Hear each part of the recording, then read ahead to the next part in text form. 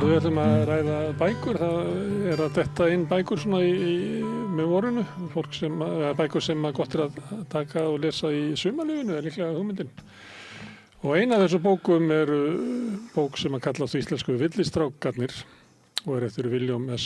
Burroughs, sem ég hefði nú ekki reiknað með svona fyrir sumarlífin að væri þannig bók að koma út núna. En þetta nú sögufræg bók og sögufrægur höfundur og Ólafur Páll Sigurðsson sem sögufrægur fræðimaður skrifar hér eftirmála. Jú. Svona ákveðin óð til Burroughs, eða ekki? Þú drifin á honum? Eiginlega. Já, ég las hann mikið þegar ég var yngri og fékk heilmikið út úr honum, sko.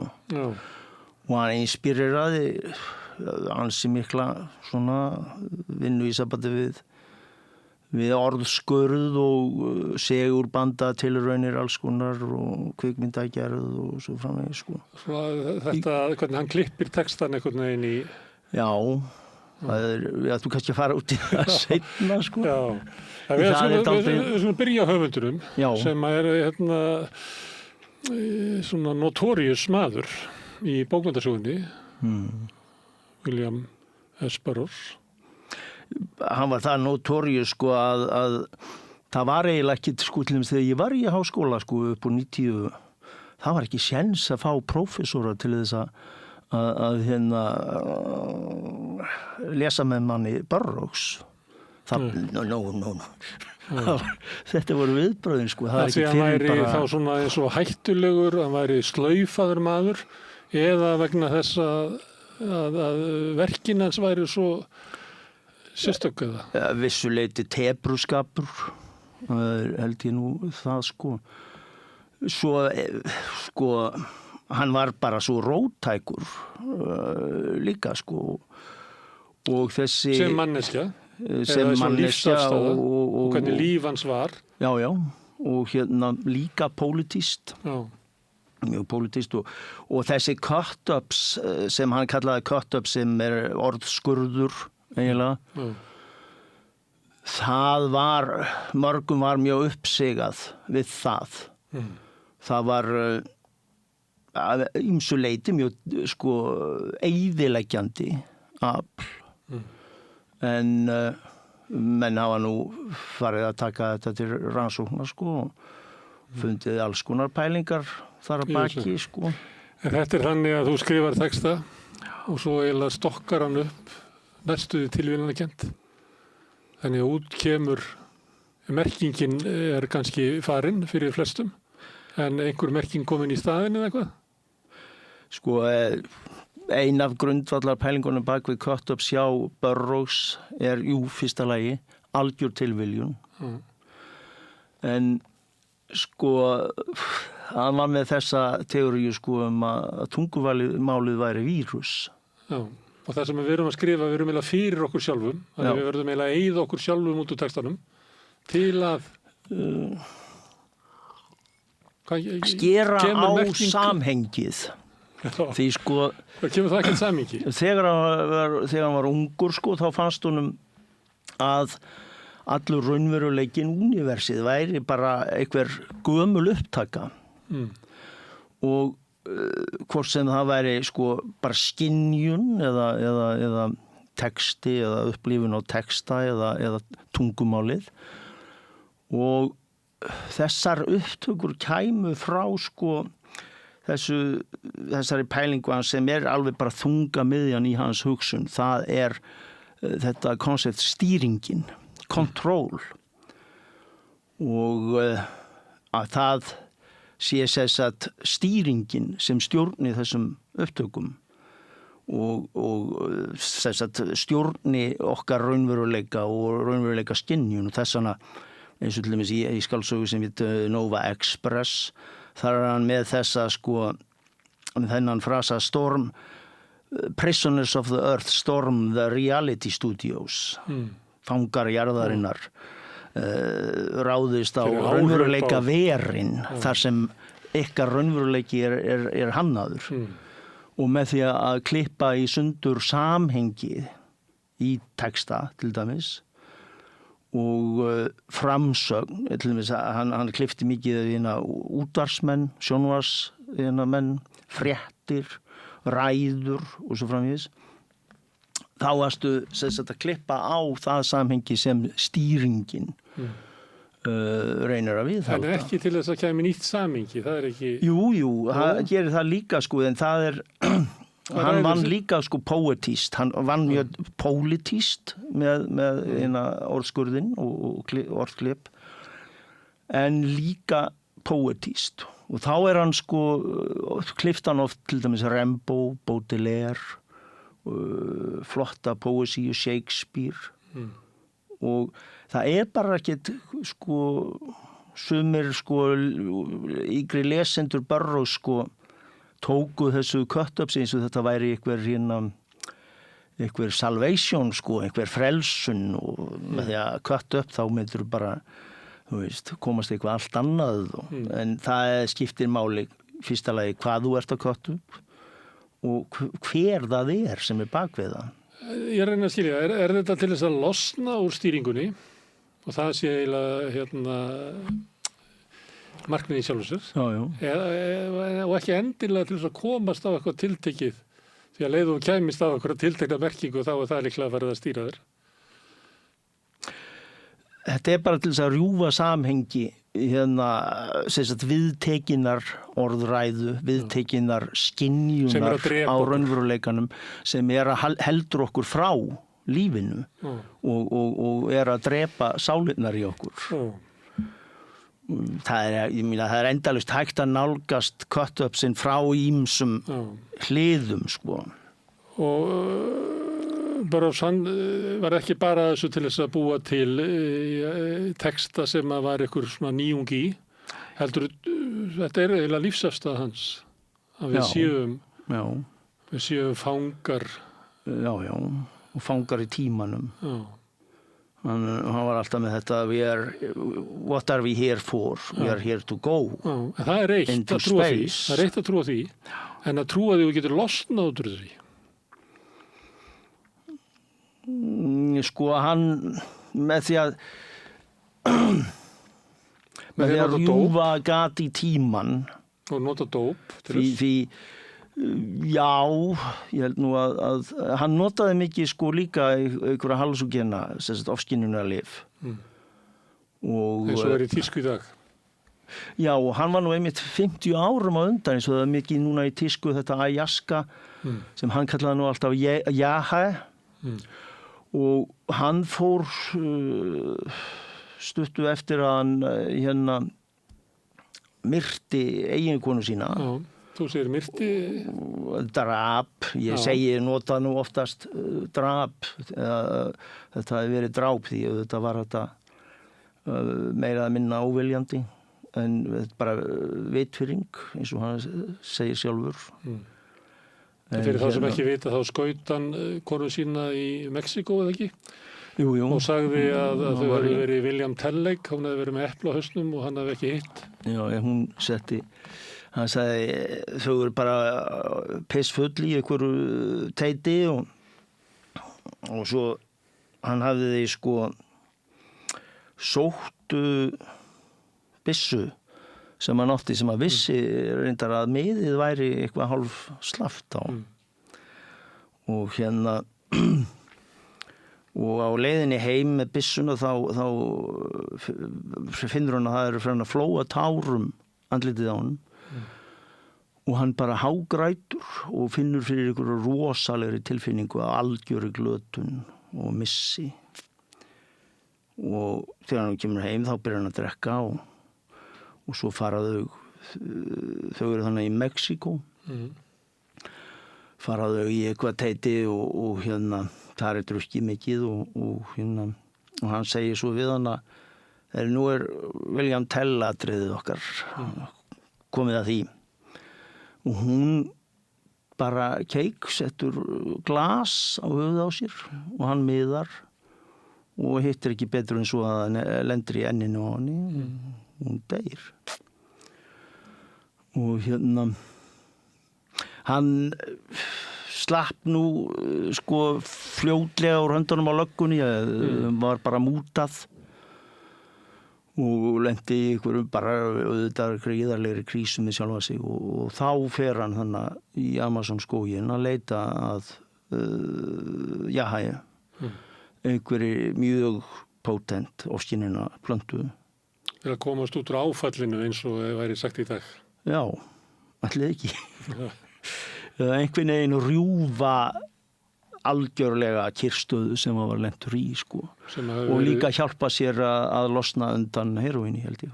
Þannig að hann hefur verið lokaður inn í sjálfsásökunum Já. Og svo náttúrulega notaði hann heroín mikið. Svo hann auðvitað alla ævin að díla við þetta. Hún notaði náttúrulega alls konar dópið ekki, það var alltaf til það dóp sem hann hefði ekki notað. Nei, ég blust ekki. Ég man eftir því að Laxness var að skrifa eitthvað þarna á 7. áratugnum, svona í kringum skáldatíma, kannski þetta í skáldatíma, ég bara man það ekki. Að þá hann að tala hvað að gerast í svona bókmyndum heimsins, hann var nú sjálfur týndur á þessu tíma þegar hann var að skrifa leikritin alltaf svona. Þá getur hann það sem er að gerast í bandarísku bókmyndum og þar eru eituræturnar og það sé nú ekki, sko, hann var svipað á prófessorðinir, hann slær það bara að borðinu eins og algjört rugl. Það eiginlega til ekki bókmyndahefðinni. Þeir voru þannig marxískir intellektúal til að byrja með, þeir fyrirlítu beatnikin. Hvað hétt hann hérna? Louis Fischer, Ernst Fischer sem skrifaði hérna listþörfina sem Þorgeirs þýddi hérna upp úr 70 og var í Kiljónum mál- og menningar Kiljónum frægu. Hann gefur ekki mikið fyrir beatnikana sko en Fischer hann eyðir nú þó nokkur púðri í þá sko. Já, það greinilegt að honum einhvern veginn svona... Hann vil tróða honum í gröf sína. Já, þetta sé bara flótti frá raunveruleikanum og eitthvað það sko. Aðalega held ég að hann hafi nú bara verið að skrifa Kerouac sko. Já, sem yngri heldur Burroughs. Burroughs eiginlega... Burroughs var aldrei... 1,5 kynslu eldri en beatnikarnir. Já, hann var allavega 10 árum pluss eldri en þeir allir og var svona eiginlega bara gúrú þeirra og vildi aldrei eiginlega kalla sig beatnik og benti alveg réttilega á það að hans tilgangur með hans skrifum og stíltök væri allt öðruvísi en þeirra. En hann hafði mikil áhrif á þá og sérstaklega Ginsberg og Kerouac og segjum svona dæmi það hvernig hægt að stíga raunverulega út úr samfélaginu með einhver ákvörðun af því að beatnikarnir eru koma undan hippa kynslóðinni þar sem svona hugmyndum svona counter culture að geta lifað einhverju lífi að hafna þessu sem á að þröngva þeir inn í og hann náttúrulega gangandi dæmi mann sem tekur slíkar ákvarðanir. Burroughs var útlægi og frá bassaldri þá varð bara útlaga kúltúr höfðaði til hans mikið sko og hann var bara strax útlægi sem barn og unglingur og hann sko strax bara sem pínulítill drengur þá fannst honum sko illir vættir sækja að sér og hann fekk ofskynjanir og sá einhverja mjög sérkennilegar fallegar líka sýnir svona dálítið svipað og William Blake sem var nú reyndar mikill áhrifavaldur á Burroughs og með þú pólitík sem er að finna í Burroughs voða mikið sko eiginlega held ég undan rótum lestrar hans á William Blake og svo þegar hann var ungli að gelgjuskeiðinu þá komst hann yfir bók eftir gamlan flæking sem við skrifum þannig aldamótin 1900 sem hét Jack Black og bókin heitir You Can't Win þú getur ekki unnið því leikurinn sko það svindl í tabli sko og hann var flækingur og ópíumisti og krimmi innbrotsþjófur, þessi Jack Black. En þetta alveg frábærlega skrifuð bók og Burroughs sá bara sjálfan sig í þessari bók, sko. Þetta það sem ég ætla að verða þegar ég verð stór. Ég ætla að verða dópisti, krimmi og rithöfundur. Og ekki vil láta beygja mig undir samfélagið. Nei, hann var, nei, alls ekki. Hann var náttúrulega útlagi, hann var hann í Mexíkó og svo var hann í Marakó og hann þvældist víða. Hann var að voða mikið á flótta líka undan löggunni. Hann var hann var sjálfur, sko, þegar hann fer í dópið, sko, þá hann auðvitað eilíft verið að handtaka hann og konunnas líka. Þau voru þannig að kynntust í New York og Joan Volmer, þessi kona, þannig margir sem benda á hún alltaf eins og í skugganum fyrir honum, en hún var þetta var greinilega mjög klár manneskja, alveg rosalega vel lesin, mjög skemmtileg, með mjög skemmtilegan svartan húmor og var algjör þungamiðja og katalisti í þessari frumbítnika klíku í New York. Og það náttúrulega sérstaklega konu að lifa með William Burroughs, eða ekki? Jú, hún var reyndar sjálf mikill dópisti. Það var Kerouac held ég sem komin upp á að hakka í sig amfetamín og hún var alveg hroðalegar amfetamín sögur af henni, sko. Og þegar við fórum til Mexíkó vegna þess að Burroughs var handtekinn með eitthvað heroín og hann horfði fram á eitthvað 2-3 ára, 5 ára jafnvel fangelsi, handtekinn í New Orleans. Þá bara flúðu þau, en Joan fékk ekkert almennilegt amfetamín þannig í Mexico City. Þannig að hún bara drakk tequila frá morgni til kvölds, sko. Þetta var svona lifnaður á þeim, sko. Ekki til eftirbreytni eða? Segirðu? Ekki til eftirbreytni? Nei, ég myndi ekki segja. Ég held að, sko, að Beatnik projektið, sko, sé á engan hátt til eftirbreytni til lífs, sko, stíls. En eins og sko, þú veist að segja hann hafi verið handtekinn og hann var svona notorious á þessu tíma, en hann var ekki beint svona, hann var ekki household name í kringu 1960 eða hvenær hann að flýja þarna til Mexíkó eða fyrir það tíma? Löngu fyrir. Já, löngu fyrir það tíma. Hann 50. Hann eiginlega svo underground að það vita fáir á honum eiginlega. Já. Og hann ekki útgefinn? Jú, hann, sko, hann fékk nú reyndar, sko, fyrsta skáldsagan sem gefin út, hún gefin út eftir drápið á Joan. Og það þessi fyrsta skáldsaga, Junkie, sem skrifuð í svona hardboiled Dashiell Hammett stíl og feikilega vel skrifuð, en var gefin út sem sjoppureifari. Og það var einhver svona leynilögreglu saga, þú flippaði henni hinum megin, þá var það hinum megin var önnur skáldsaga, svona leynilögreglu reifari, sko, sjoppubók, sko. Það eitthvað svona Morgan Cain eftir einhvern annan. Já. En þarna koma strax þessi þemu og þarna lýsir hann í hvernig hann varð þetta ánetjaðist. En sko, þetta ekki hluti af svona bókmenntaumræðinni á þessum tíma, hann ekki hann svolítið utangars. Já, til að byrja með, vissulega. Hann underground. Hann, sko, Burroughs þetta, sko,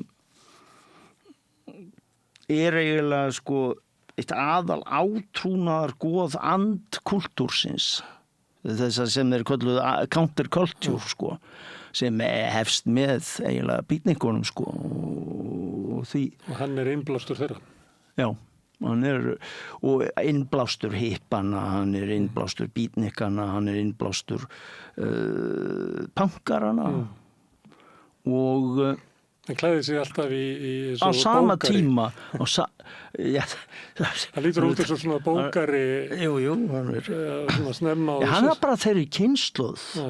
hann er fæddur 1914 og er fæddur inn í háborgaralegt samfélag í St. Louis og er alinn upp á mjög borgaralegan hátt nema hvað að sko þetta var voðalega eitthvað hamin fjölskylda og engar tilfinningar og neitt og svona voðaleg hlédrægni, eitthvað svona háborgaraleg hlédrægni sem hún er blóðborin sko. Það er ekki sem tók William litla upp og sagðist elskan. Ég hef til myndir af honum reyndar sem pínulitlu með móður hans og það svolítið streymir úr henni ástin sko. Þannig ég held að móður hans hafi verið svolítið öðruvís en faðir hans var mjög fáskiptinn maður en hann fór með hann að skjóta og veiða og plantaði þessari byssu maníu í honum sko sem hann losnaði aldrei við. Það var eitthvað þeirra eina bonding held ég sko.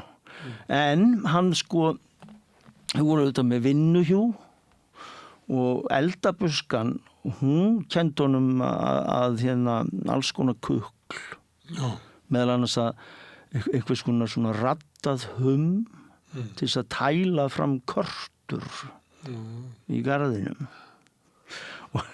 og hann kunni þetta alveg sko hann sýndi mér þetta Það er nefnilega kemur fram í eftirmálunum að þú hefur fórst og hittir hann Já Hvenær var það?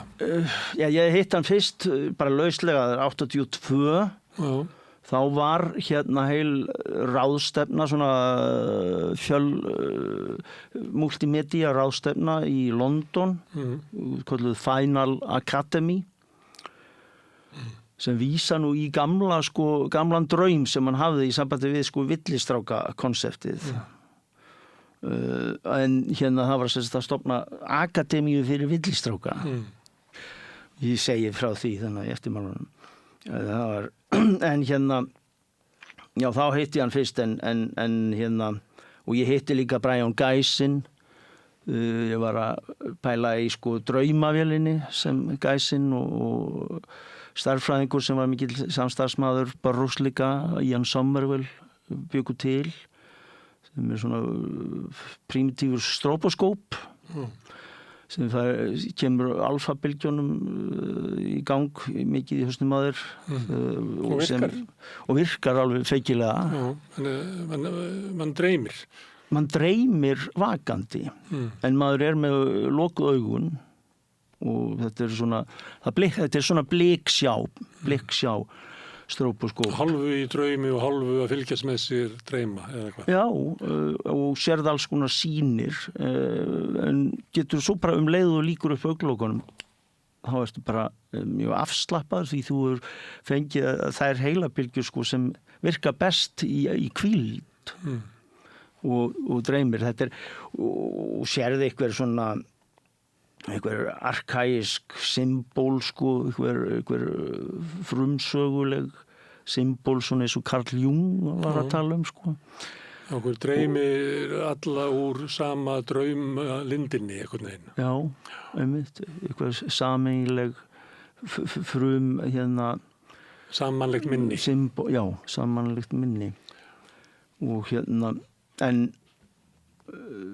það var mjög svona það var mjög áhugaverð, mjög inspírerandi ráðstefna. Það voru alls konar fólk þannig líka Gysin og mikið af þessum svona sporgöngumönnum og mikið af hljómsveitum og svo okkur villistrákar. Jú, wannabe villistrákar. Wannabe, fullt af þeim alveg örugglega. Þú meðal annars Genesis P. Orridge og svona, hann vildi nú gerast eitthvað svona gúrú, eitthvað villistráka gúrú og setti upp eitthvað sekt seinna miklu seinna held ég. Sem að tengist íslenskri, spyr hann ekki eitthvað tímann í MH eða? Jú. Hann tengist íslenskri menningarsögu? Já. Samstarfsmaður Ég Hilmars Arnar var á þeim Hilmarssonar. tónleikum og reyndi alltaf gaman að þeim tónleikum en þetta var ekki super hljómsveit Nei, en þetta var það voru ekki margir góður hljóðfæraleikari. það mætti segja að sko Genesis P. Orridge hafi verið ansi erfiður maður sérstaklega sínu samstarfsfólki Já, en ég hafði engan á að kynast Genesis, ég forðast rock svona rock ego en talaru við Burroughs á þessu tíma eða hittur hann Nei, seinna svo? ég talaði eitthvað rétt að snöggast við hann og þetta var bara eitthvað svona backstage, þú veist, eitthvað en ég hitt hann og náði ágæti mjög skemmtilegu samtali við hann 90 þannig að ég lók mars 90 og það var þá var hann minn ljúfasti og ég veit að sko mjög margir voru mjög hræddir við hann Já, og hann var auðvitað sko hann var galdramaður og svo framvegis sko og kannski líka menn hitt ekki til dæmis sko þessi Bukowski lýsir því hann langaði of mikið til þess að kynnast Burroughs og fannst hann sjálfur alltaf vera dálítið svona eins og að mætti ekki vera með í Beatnik grúpunni Bukowski. Já. Og og svo voru þeir á einhverju rithöfundaþingi og þeir voru sama, Bukowski vissi að hann var á sko sama hóteli og hann og fattaði sko hvar herbergið hans og sér að það opinn glugginn hjá Burroughs og lappar svona upp að glugganum og minni með flösku með sér og svona fákallinn að drekka með sér eitthvað sko og þá situr Burroughs þar og starir út gluggan í einhverju svona algjöru sko, einhverju allt öðru hugar bara vítum einhverjum Rússi. ég veit ekki það verið í einhver hann gatt farið í alls konar einhver ástund með þess að án dópskallinn sko. En horfði beint í gegnum Bukowski sko. Það var engin registrasjón sko. Bukowski var allsærðu sko. Vildi ekki Ólíkir menn Já. Ekki gefið að þeir næðu saman. Nei Mjög ólíkir skáld. Alls ekki og Burroughs var bara þú veist hann Ian Curtis blessaður söngvarinn í Joy Division hann lenti hálfvill í honum En hann var ekki allra, hann gæti verið svona kvíðislegur við fólk eða hvað. Já, ég held það nú þeir voru að spila einhverju hátíð ef þú ert útlegið þá þarf það að hafa ýmsar varnir uppi til þess að verja stöðina. Jú. Ein svo að vera temmilega leiðilegur við fólk þannig að það sé ekki abbast upp á þig. Það var líka auðvitað svo mikið snobbað fyrir honum Já, á þessu tíma var hann náttúrulega orðinn. Já, þetta eitthvað 79 eða eitthvað til þess þegar hann hittir Ian Curtis, þá voru þeir á einhverju hátíð saman sko upplestra og tónlistarhátíð í Hollandi held ég og Curtis sko uppáhaldsbók Ian Curtis var Wild Boys og hann las Burroughs alveg upp til agna sko og hann langaði mikið til þess að fá sko árita eintak hjá Burroughs og spurði hann hvort hann mætti og hann sá að hann var með Wild Boys hvort hann mætti fá eintak hjá honum áritað fuck off bara fuck off fokkaði þér sko Þú rætti við hann 90 þú áttir gott samtal við hann 90 Já og þá var hann blíður þá var hann hinn bara skemmtilegasti og blíðasti og þetta var mjög sögulegur dagur því daginn áður sko það hafði verið sem þeir kallaði The Great Battle of Trafalgar Square sem var hátindur rosalegra mótmæla út allt Bretland gegn þessum nefskatti sem Thatcher ætlaði að setja á og sem var kallað poll tax og bara öll alþýða Bretlands sameinaðist í gríðarlegum mótmælum mánuð eftir mánuð og þennan dag þá marsiruðu bara 200.000 manns fram hjá parlamentinu og upp Whitehall í átt að hérna Trafalgar Square og fólk staldraði við Downing Street og fór að hrópa hérna, það var þá voru Rúmenar nýbúnir að taka Ceausescu einræðisherrann af lífi. Já. Og hans konu. Já. Og hérna fólk hrópaði Ceausescu now, Thatcher next. Og ekki fallegt að heyra þetta inn fyrir Thatcher. Og lögreglan fór alveg kjóla á taugum og réðst á fólkið og mistu gjörsamlega tökin á öllu og 200.000 manns og þeir lögreglan var mjög réðust á fólk með hestum og kylfum og svo framvegis og þetta urðu alveg rosaleg mótmæli og óerðir sem breyttust út alla West End og stóðu alveg langt fram bara á morgun og það var með þetta bakgrunni sem við hittust og Burroughs var þetta mikill andstæðingur breska establishmentsins svo maður tala ekki drottningarinnar hann var mikill andkonungsinni þegar Sex Pistols gaf út lagið og komið á númer 1 á listanum God Save the Queen the fascist regime and she ain't no human being og allt þetta, þá sendi Burroughs heillaóska skeyti til Sex Pistols og þakkaði þeim fyrir þetta loksins stæði nú einhver tjalli upp og segði það sem þyrfti að segja dróninguna. Herðu, en já, fyrir ekki? Jú. Nei, ég ætlaði bara því að hann náttúrulega þekktu fyrir að vera dópisti og kannski margir ungir menn mest held ég svona fetuð hans slóð og ekki fór vel fyrir þeim öllum. Þegar þú hittir hann þarna 1990, þá hann ekkert á dóp eða það ekki sem hann lifir svona lengi, það ekki en heroinsjúklingur sem hann lifir svona lengi, nema einhver sem þá bara með einhverja vísindarlegan skammtara sem skammtar í hann dópið. Já, eins og Gary Cooper, hann var þannig. Hann var eins og múmía, hann eltist mjög lítið.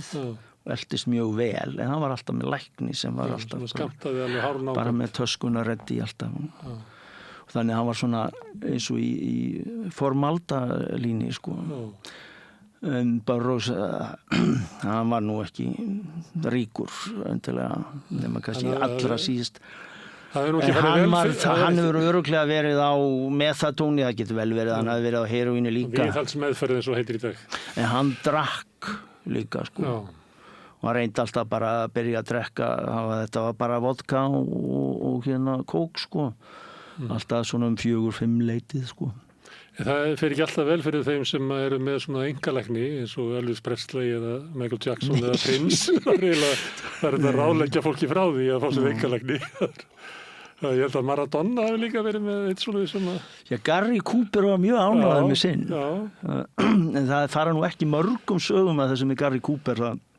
maður að segja eldra fólki sem hélt mikið upp á Gary Cooper hvað er það að segja Gary Cooper Burroughs gekk í sálfræði sama sálfræðing svo var með Marilyn Monroe ég held að hann verið frá 100 sálfræðingum þessi sami sálfræðingur hann greindi Burroughs með hvað var það, ég man ekki 16 mismunandi persónuleika þannig að ef þú vilt gagnrýna Burroughs þá ættur kannski að teka á hverna af þeim þessum 16 Herðu, en Ólafur, af hverju drekst þú að Burroughs? Ungu maður líklega? Já, ég ég kynntist Burroughs fyrst í því mikla menningarplássi Þórshöfn í Færeyjum þá var ég að vinna í frystihúsi í Færeyjum þau eru líklega verið 76 maður vissi af honum maður eitthvað lesið pínulítið mann ég hef aldrei lesið hann eitt og ég held þetta hafi verið helgi og ég ranglaði, ég var þunnur og ranglaði inn í bókasafnið, bæjarbókasafnið Tórshavn og fann þar Neuen Frukost sem dönsk þýðing á Naked Lunch og 16 ára strákur pekkar upp allt sem heitir sko Neuen nakin málsverður sko og ég fór að lesa fyrir eitthvað sko eins og stundum sjaldan allavega stundum þá þunnt fólk mjög næmt fyrir klassískri tónlist til dæmis.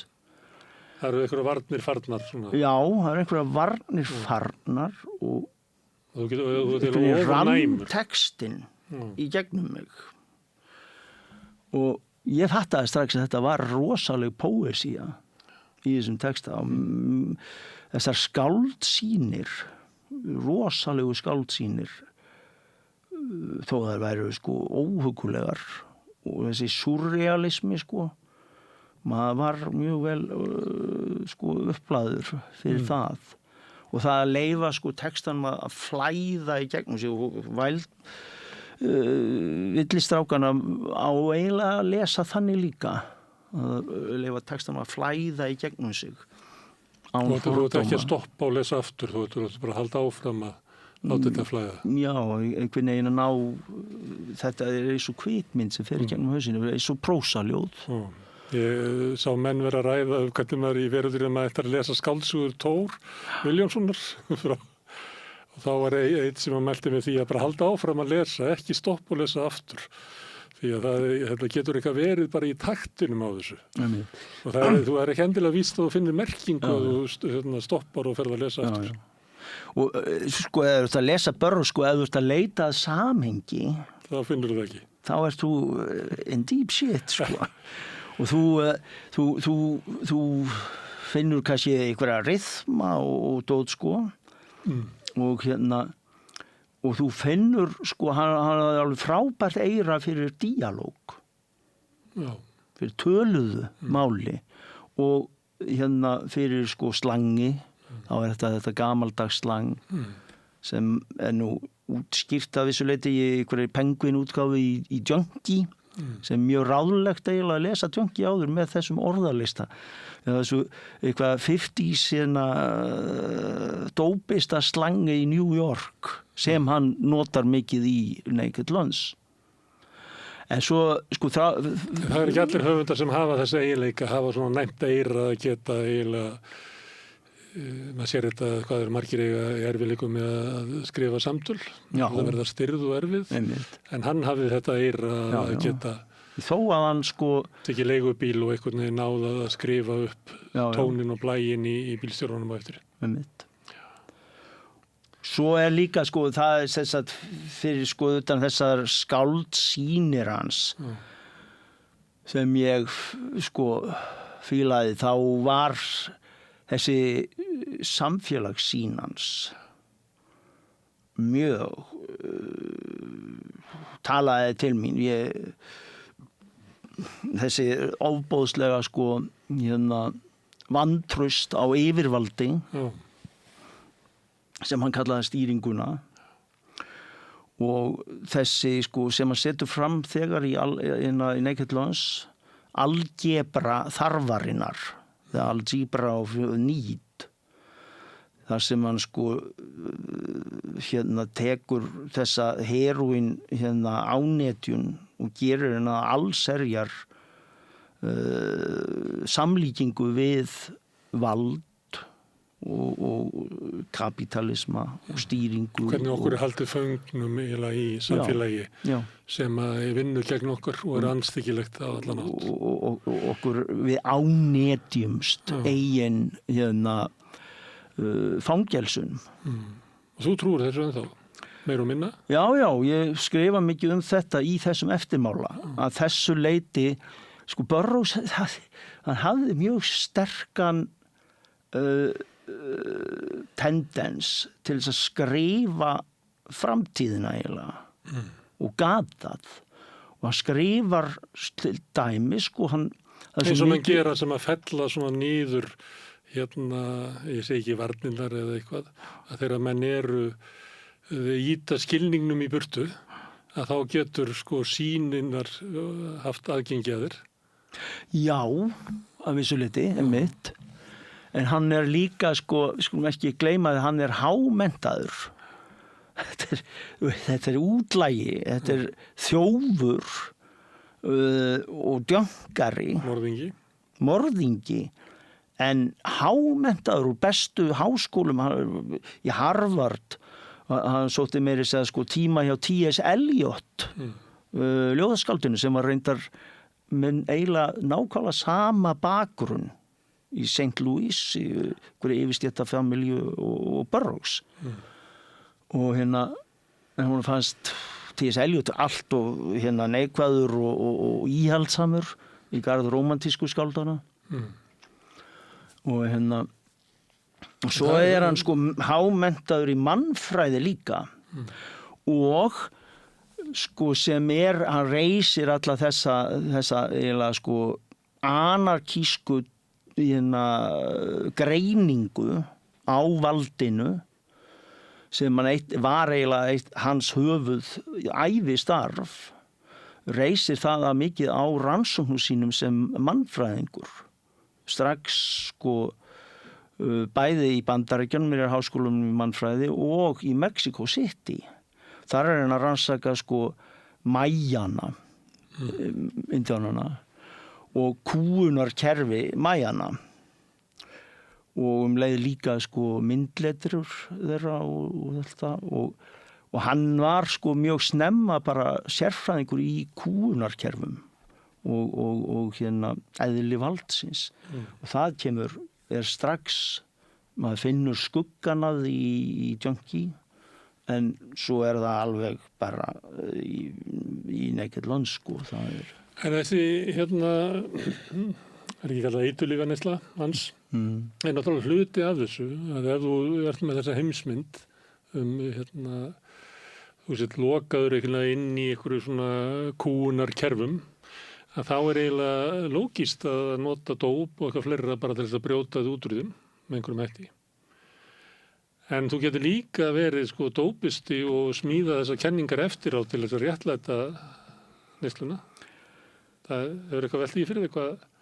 Sko ég held að sko í fyrsta lagi til dæmis það auðvitað ömurleg staðreind að mikið af ungu fólki sem las Burroughs sko það komst valla í gegnum junkie og yfir í að lesa Naked Lunch það fýraði undir einhverjum heroin romantík í þeim en það sko Naked Lunch langt í frá einhver heroin romantík og sko þessi algebra þarfarinnar sem þessi pælingan sko á netjun sem allserjar samlíkingu kúgun og auðvaldssamfélagið og eðli valdsins og yfirvaldsins. Þetta gríðarlegt sko víti til varnaðar og hann skrifar hana þannig hann bara take a word from the wise guy, segir hann bókstaflega. Ekki elta mig. Ekki elta mig. Mitt víti þér til varnaðar. Þannig að þeir sem hafa þá verið að velta sér upp úr einhverjum dóprómans, einhverjum heroínrómans, þeir hafa bara ekki verið að lesa William Burroughs með öllum heilanum sko. En ungt fólk hættir náttúrulega til þess að það horfir upp til einhverja, hvort sem eru sko tónlistarmenn eða rithöfundar eitthvað fleira og éta upp galla viðkomandi en eru kannski ekki að sækjast eftir allri ástundinni sem að lága bak við gítarleikin og allt þetta heldur taka þeir bara heroinni sem Jimi Hendrix tók en ekki með gítarinn í hendinni í 10 ár og þetta líka sko þessi áhrif Burroughs þetta líka vegna þess að Burroughs verður svo rosalega stórt nafn í, eins og ég var að segja sko í andmenningunni og í rockinu. Allir sko rockarar sem höfðu heila yfir höfuð, þeir voru allir að lesa William Burroughs. Þú veist, alveg frá David Bowie og Steppenwolf til dæmis Born to be Wild og The Pusher Man, þú veist. Þeir voru líklega fyrstir til að nota yfir rockmusík heavy metal. Það kemur frá Burroughs. Uranium Willie, the heavy metal kid. Það En ég að nefna dópi og svona, þú sagðir að þegar þú reyndir að fá prófessora til þess að lesa með þér Burroughs þá hefur verið hafnað. Og sumuleyti var það vegna svona, hvað getum við kallað, svona móttökusögu hans sem að var hann sem dópista og útlaga og eiginlega háskalegan mann. Já, þessi ímynd. Já.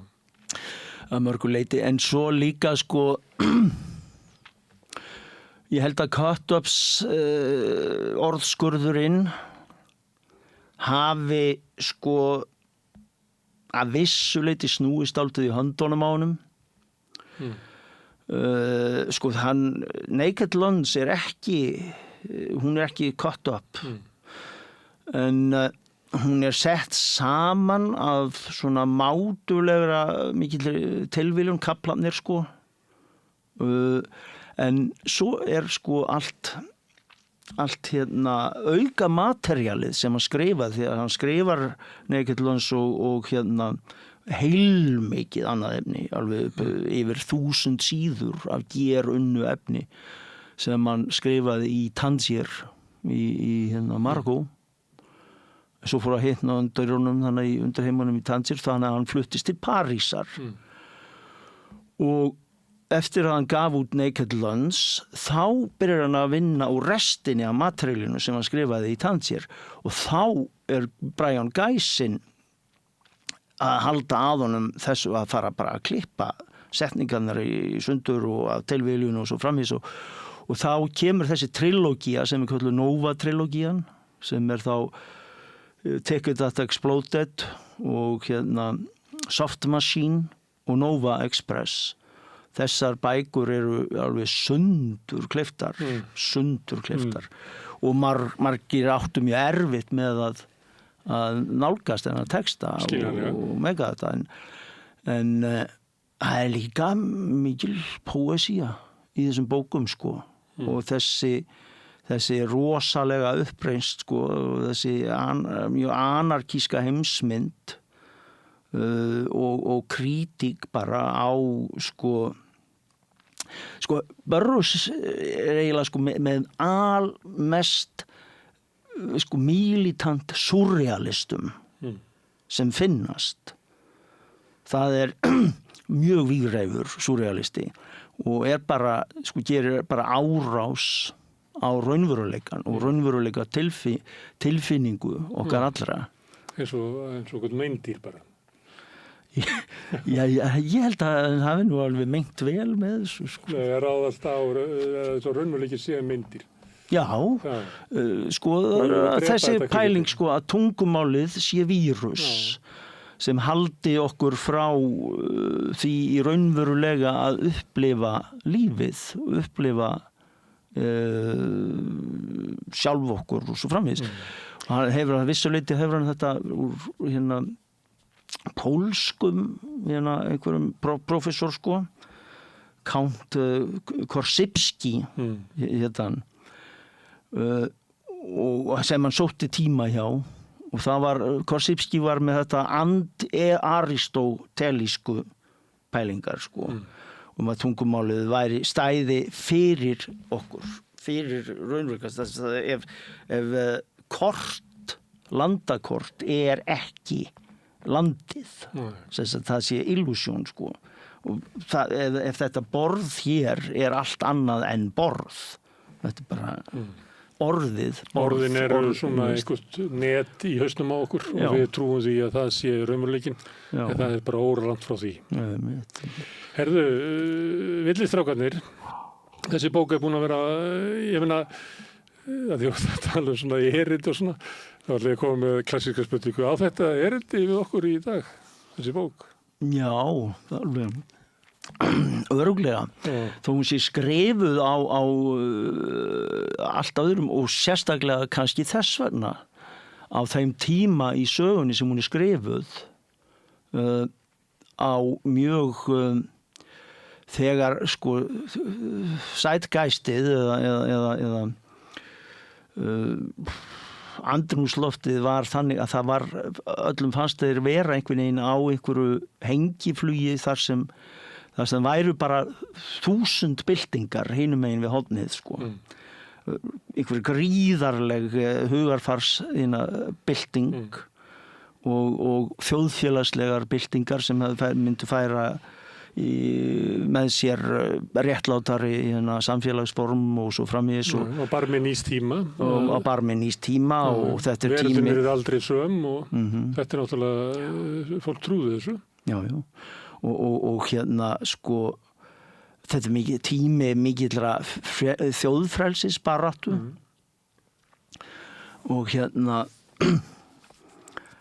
og þannig að Burroughs skrifar þetta er 68 sko, hann byrjar einmitt að skrifa bókina 68 og hún kemur út 71 og það eru sko allt logandi í uppreisnum þannig að og hjá æskunni sko þannig að þetta er þetta æsku bók villistrákarnir og þetta er svo radikal þannig að þetta eru skæru hermenn, villistrákar, unglingar sem eru algjörlega lausir við alla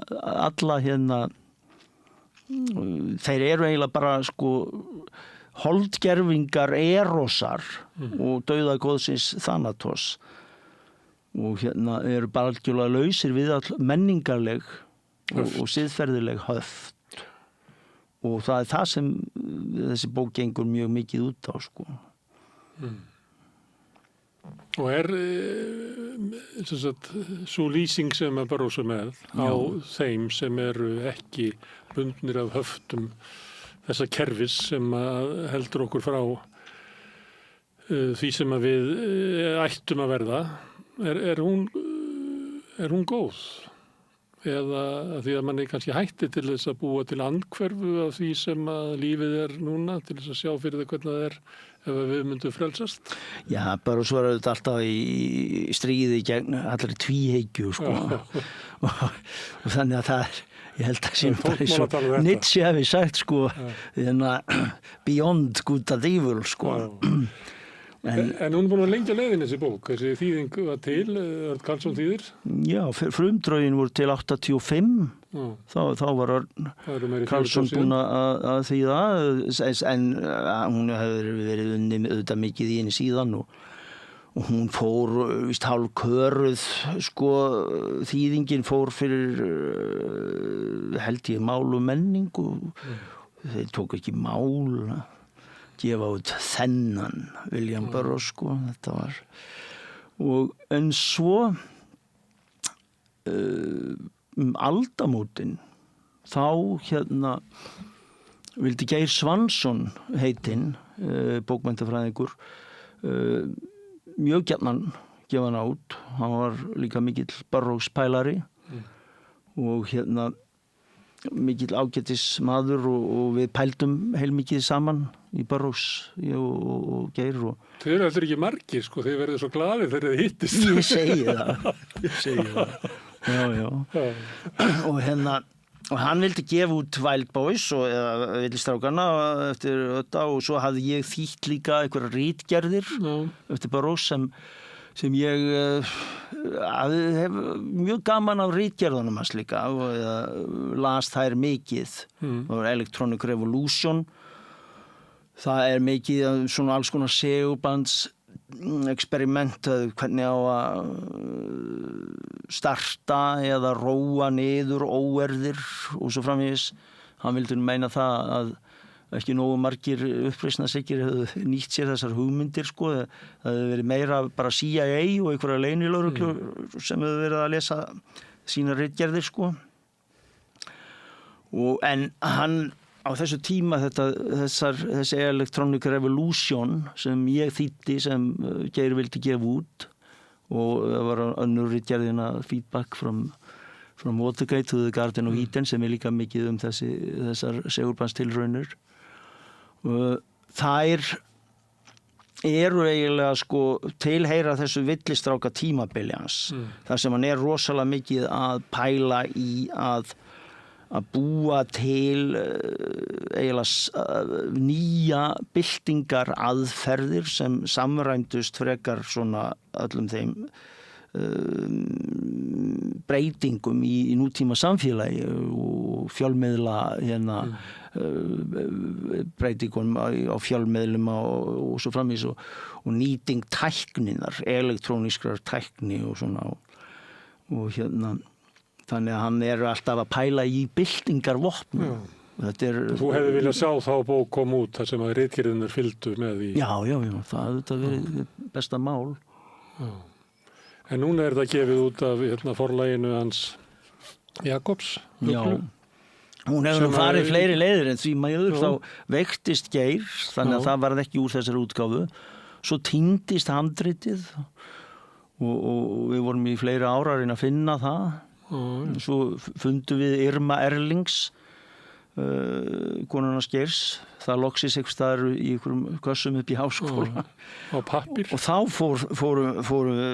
ég fór aðalega að reyna að fá útgefanda og það fékkst en sá útgefandi datt einhvern veginn upp fyrir og bara sem útgáfa og svo lenti þetta á borðinu svo kom Jakob núna bara mjög nýlega sagði bara, ég ætla bara að gefa þetta út rætt og örugglega og gerði það, svo sannarlega. Hann hefur gefið út svolítið af svona þýðingum og ekki síst þýðingur ensku, ég veit ekki hvað það er. Já, nei, hann hefur þýtt líka látið þýða Turgenev og Tolstói. Já, ekki en það er erfitt að þýða hann.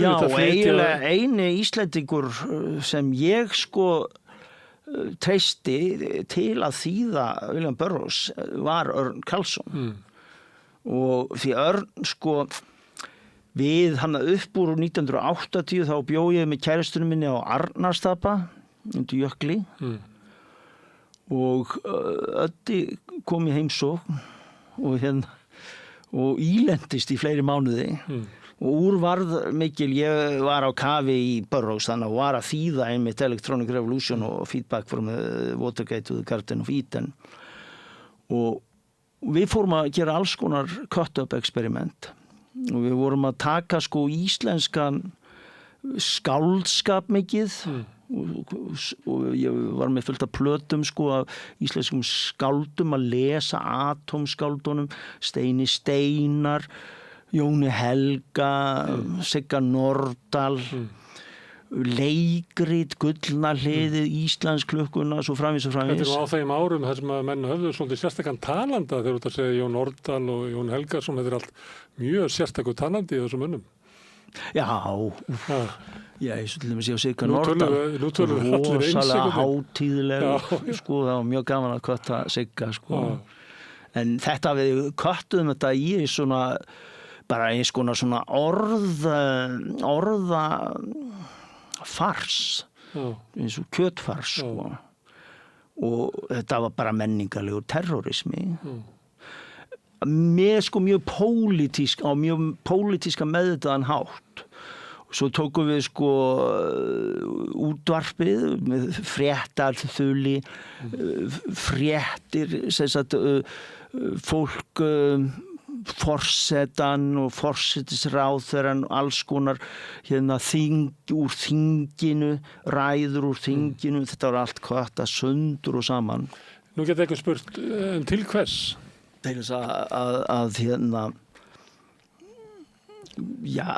fyrsta lagi til þess að búa til hjákátlega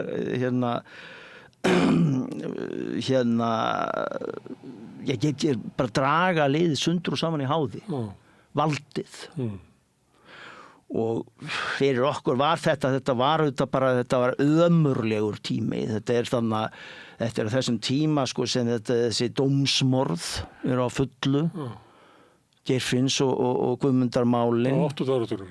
sem og hérna allt þetta samfélag þetta var bara árás, þessi mál voru árás á róttæka æsku landsins og hérna þetta var yfirvöld voru þetta fauskræði þannig sem var þannig í gangi var auðvitað bara í einhverju brjálaðri fantasíu, einhverju NATO-fantasíu terrorisma á Vesturlöndum og Rote Arme Fraction þarna og rauðu herdeildirnar í Ítalíu og svo framvegis Direct Action í Frakklandi og rauðu herinn í Japan og ég veit ekki hvað og voru sannfærðir að róttæk íslenska æska væri, mjög líkleg til þess.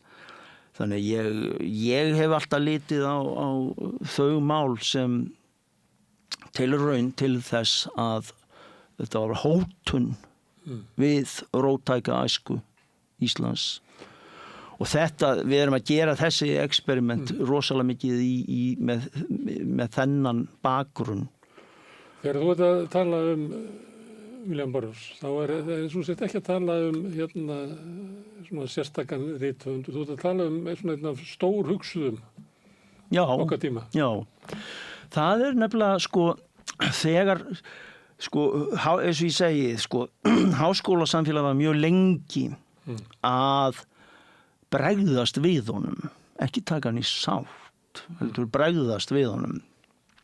Að vísu kom mjög skemmtileg bók frá Erik Mottram 1975 eða eitthvað sem hétta Algebra of Need sem hann akkurat að analýsera þessar analýsur á valdi og stýringunni og mjög sérkennilega skrifuð sú bók en svo bara mjög löng þögn þangað til svona eitthvað rétt fyrir 10. áratuginn þá var Lidenberg einhver rosa háskóla og Jenny Skerl skrifa bækur hann og þau byrja strax að reka sig á það sem síðan hefur orðið eins konar svona Burroughs iðnaði í akademíunni að reka sig á það að Burroughs var eiginlega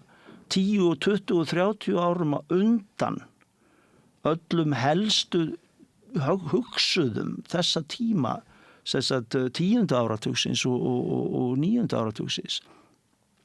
Það eins og hann sjáið á fyrir og hann fer inn á þau svið sem þeir síðan fara inn á og inspirerar suma þeirra Derrida með þessar afbyggingar Burroughs eru alltaf með þessar eilífu afbyggingar á genrum og svo framvegis og hérna Foucault með þessar biopolitics og svo síðast en ekki síst Deleuze og Guattari þeir lágu í Burroughs. Ef maður ætlar að skilja heiminn þá verður maður eiginlega að þekkja til Burroughs og hugmyndir. Já, ef þú ætlar að skilja hinn raunverulega eðli valdsins og eftirlitssamfélagsins sem við sitjum núna í eins og froskar í hérna heitnandi potti við það sem eftirlitssamfélagið alltaf að hérna veg sífellt ásmegin og þetta nokkuð sem Burroughs var alveg rosalega við. Herðu, ég fæði kannski til þess að koma aftur og ræða bara það, ræða samtíman og hvernig kerfið heldur okkur frá því sem að við ættum að vera. Já. En þessi bók var að koma út. Já. Ég var eitthvað að svona hálf hæðast að því þetta væri gefið út svona fyrir sumarleyfin að maður sæi fólk vera að lesa þetta á sólarströndum en það ekkert svo galið. Það ekkert svo galið að lesa þetta í sól. Já, það ekkert. Herðu, Ólafur Páll, takk fyrir að koma hingað og ræða. Takk fyrir sömuleiðis. Burroughs og villistrákana. En við höldum áfram hérna við Rauðaborð, við erum alltaf að reyna að skilja hana heim og sjálfa okkur. Næsti kafli eftir augnablik. Ég heiti Þórhildur Þorleifsdóttir. Á Samstöðinni fjörug, opin, skemmtileg og gagnrýnin umræða allt milli himins og jarðar. Samstöðin á erindi inn á öll heimili. Öflugur og ódýr auglýsingamiðill 40.000 manns sjá eða heyra þætti Samstöðvarinnar í hverri viku. Ef þú vilt auglýsa, sendu póst á samstöðin@samstöðin.is.